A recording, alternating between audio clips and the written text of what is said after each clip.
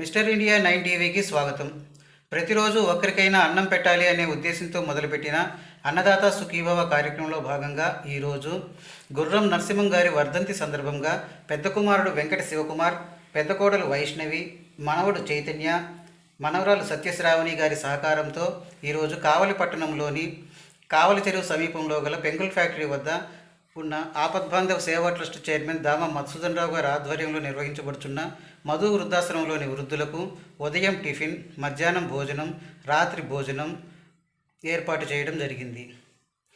Thank you Vaishnavi గారు, thank you.